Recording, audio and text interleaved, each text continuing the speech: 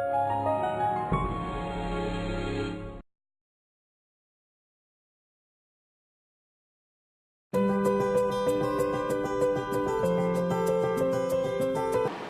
everyone, I am Dr. Shikha Gurnani. I am a practicing obstetrician and gynecologist in the area of Dwarka. I have been practicing here for nearly around 7 to 8 years in Dwarka and prior to that in Janakpuri as well. I have been doing regular OPDs in my private clinic in Dwarka in Sector 12 by the name of Doom Vision Clinic. I do all the deliveries, all the high-risk pregnancy cases, surgeries in all the major hospitals in Dwarka. I have been a visiting consultant in Venkateshwar Hospital, Akash Hospital, Rockland Hospital. All the services which you can think of are being offered and are being dealt in a nice and positive way. Now, I'll talk about few things, few pregnancy myths which normally people face in pregnancy, some doubts which patients have which really need to be sorted out, but because some doctors do not have adequate time to counsel them, so the patients come to the doctor, keep their doubts in their mind and go back from the cabin with the same doubts. So I would like to burst those myths for a time being as of now. So most common, first important myth as soon as the pregnancy begins is the patient starts having morning sickness. They believe, is morning sickness, will that morning sickness help the baby grow? Is she getting adequate nutrition? I do believe morning sickness is very common in pregnancy. They vomit many at times, but vomiting is a healthy symptom. It's because of the increased hormone levels. As much as vomiting is there, if it doesn't lead to dehydration, patient is fine, the baby grows fine. So don't let dehydration come into your body. Seek your doctor's advice before that stage comes over. Eat regular food, have small meals, have plenty of fluids, coconut water.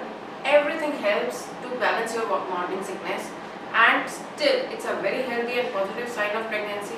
So you can take some medicines from your doctor's advice, but we cannot completely cure full morning sickness. It lasts up to nearly first trimester. So it's very common to have morning sickness, and yes, baby doesn't get affected till the time dehydration sinks in.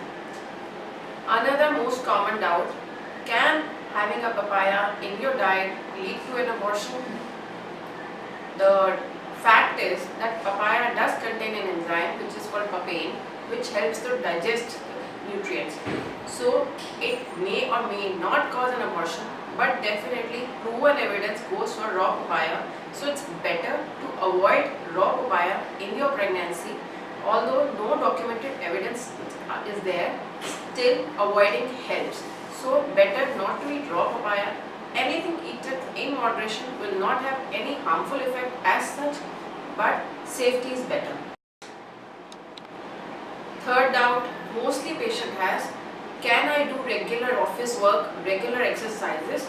Yes, you can do regular office works. Office is not a hindrance to your healthy pregnancy, but do not do heavy work jobs, do not lift weights. They might have problems like bleeding and other pain complications later on. So you can do your desk jobs, sitting jobs, you can travel to your office, but don't be in a rush. Take lightly and never compromise your pregnancy for your office. The day you feel tired, do take some rest. The day you have any trouble, do seek your doctor's advice. But having a routine office work has no problem in your pregnancy. Mostly patients ask, can we have tea, coffee, green tea in pregnancy?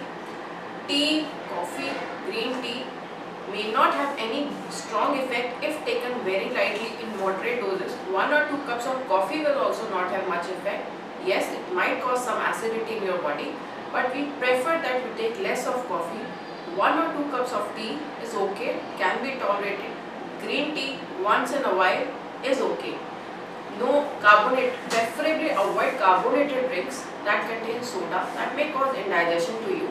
But take coconut water, take lots of fluids, they are helpful in pregnancy. Mostly patients are told by their family that they are supposed to eat healthy. Eat for two. Eat for two is a norm in our society. No doubt your diet advice changes once you are pregnant. You are told to have increased diet consumption, but it doesn't mean that you have to eat twice your diet. You have to just eat short, frequent meals. Eat for 2 meals. That you should take a healthy diet. Mostly our Indian diet is saturated with carbohydrates. We want you to take adequate amounts of protein.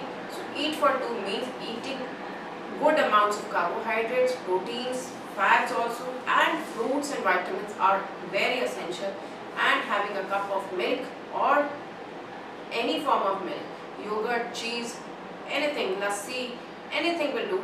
But do take milk in some or the other form, just because it has a good amount of protein and it's good for your bones as well.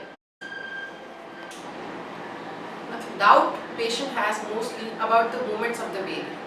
Movements of the baby can be felt from 5th month onwards, around 20 weeks onwards, but we do not ask you to keep a track of the movements every hour. Till around 8 months, 32 to 34 weeks, we ask patients to keep a track of the movements. They should at least feel 15 movements in a day. But prior to that, baby keeps on moving around 800 to 1000 times in a day. We just ask you to be vigilant about the movements of the baby, but no need for counting them. Counting starts only around 30 to 34 weeks, whereby we ask you to count either in 1 hour a baby should move around 10 to 12 times, or at least after every meal for 1 hour, at least 4 to 5 kicks per meal. And the most important part comes in the last stage of pregnancy, in the last 4 weeks, whereby the movements will definitely come down because the baby doesn't get enough space to move about. Still, baby still manages to move at least 100 to 200 times, and we just ask the patients to pick up 12 to 15 movements in a day. If they are able to do that, the baby is doing fine. But at any given point of time, if you feel the baby is not moving up to the mark, do not hesitate to seek the doctor's advice, seek your obstetrician's advice, because that's the only symptom baby can pass on to you, that yes, baby is in some problem. So do not ignore less movements in the last trimester. Apart from that, just keep a track. Yes, the baby is moving fine in your tummy, and more the movements, the better the baby is. Another doubt the patients, you must have heard that your mothers, grandmothers ask on having ghee in the last trimester. Having ghee in the last trimester does help. It helps in inducing parturition, that is inducing labor, but it doesn't hold the logic that the baby slips during the course of labor, because you people have had a ghee. So do take some amount of ghee in your diet. It does induce labor, but do not think that it will smoothen the delivery. It has no role in smoothening the delivery. It does have a role in initiation of the labor. So just have 1 or 2 spoons of ghee in hot milk or some or the other way in your diet. Myths are many. All cannot be talked in one go, but yes, definitely, even for patients who are pregnant, who have so many doubts, few I have tried to sort it out.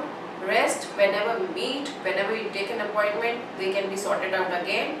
We do hold up antenatal classes every month just to bust those myths, just to deal with daily problems of pregnancy, nutrition problems, how to go for labor pains. Everything is dealt in our clinic. You can take an appointment through Lazoi, lazoi.com, and you can visit our clinic at Bloom Vision Clinic.